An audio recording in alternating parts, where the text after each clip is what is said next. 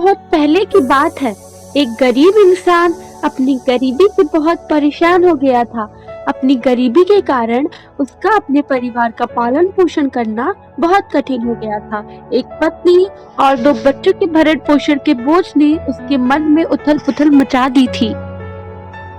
उसी उथल पुथल के चलते उसने घर छोड़कर भाग जाने का निर्णय ले लिया और एक रात वह चुपचाप अपना घर परिवार छोड़कर चला गया। वह रात में बिना किसी मंजिल को निर्धारित किए चला जा रहा था। जब वह एक नदी किनारे पहुंचा तो उसने देखा वहां भगवान बुद्ध अपने शिष्य के साथ डेरा डाले हुए हैं। यह देख उसने निर्णय लिया कि वह सन्यासी हो जाएगा और भगवान बुद्ध का शिष्य बनकर उनके साथ ही विचरण करेगा। यह निर्णय लेकर वह भगवान बुद्ध के डेरे में जाकर उनके चरणों में गिर गया और उनसे विनती करने लगा कि वह उसे अपना शिष्य बनाकर अपने साथ ही रख ले।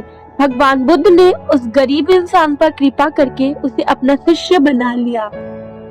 उसके बाद जब भगवान बुद्ध का काफिला आगे बढ़ा तो वह भी उनके साथ ही चल पड़ा। गर्मी का महीना था।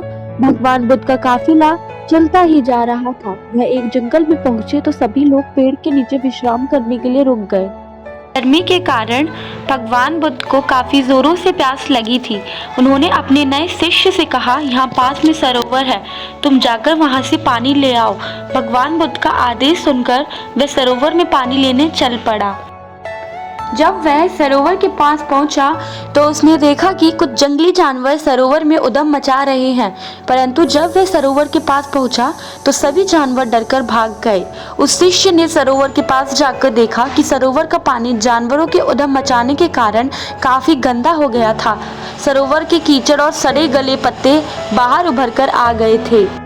इतना गंदा पानी देखकर वह बिना पानी लिए ही वापस आ गया और आकर भगवान बुद्ध से बोला, भगवान उस सरोवर में तो बहुत गंदा पानी था, उसे तो पिया ही नहीं जा सकता। शिष्य की बात सुनकर भगवान कुछ देर तक कुछ नहीं बोले। फिर उसने कहा, जाओ जाकर उसी सरोवर से पानी ले आओ। भगवान बुद्ध का आदेश सुनकर वह शिष्य पानी लेने चल तो पड़ा, परंतु मन में यही सोचता रहा कि भगवान बुद्ध इतने गंदे पानी को पिएंगे कैसे। चलता हुआ सरोवर के पास पहुंचा तो यह देखकर हैरान हो जाता है कि सरोवर का पानी इतना साफ और सुंदर कैसे हो गया है। वह पानी लेकर भगवान बुद्ध के पास आता है और उनसे यह प्रश्न करता है कि थोड़ी ही देर में सरोवर का पानी इतना साफ कैसे हो गया। जब भगवान बुद्ध ने उसे समझाते हुए कहा, जब जानवर पानी में उद्यम मचा रहे थे तब उसका कीचड़ उभर आया था, परंतु कुछ देर शांत रहने पर कीचड़ नीचे बैठ गया और पानी फिर से साफ हो गया। इसी प्रकार हमारे मन की भी स्थिति होती है।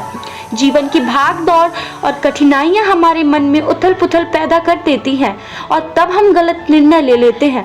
परंतु कोई भी निर्णय लेने से पहले अगर हम अपने मन को शांत रखें और धीरज पूर्वक बैठकर सोचें तो हमारे मन की वह उथल पुथल भी पानी की कीचड़ की तरह नीचे बैठ जाती है और तब हम जो निर्णय लेते हैं वह हमेशा ही सही होता है। इसलिए बुरे समय में इंसान को कभी भी धीरज नहीं खोना चाहिए। भगवान बुद्ध का यह उपदेश उसकी समझ में आ जाता है और जब वह शांति से बैठकर सोचता है तो उसे यह आभास हो जाता है कि उसने घर छोड़कर गलत फैसला लिया था और वह भगवान बुद्ध से आज्ञा लेकर अपने घर वापस चला जाता है। तो दोस्तों, इस कहानी से आपको क्या सीख मिलती है कि कोई भी फैसला हमें अशांत दिमाग और जल्दबाजी में नहीं लेना चाहिए, क्योंकि जब उसे गरीब इंसान को अपनी गलती का एहसास हुआ कि उसने कितना गलत किया है अपनी पत्नी और बच्चे को छोड़कर, क्योंकि वो उस घर को छोड़कर चला गया, उस वजह से उन दोनों के ऊपर बहुत कष्ट आए होंगे, उन्हें बहुत अधिक कष्टों का सामना करना पड़ा होगा। इसलिए आप भी कोई भी जल्दबाजी में या अशांत दिमाग से कोई भी फैसला ना लें।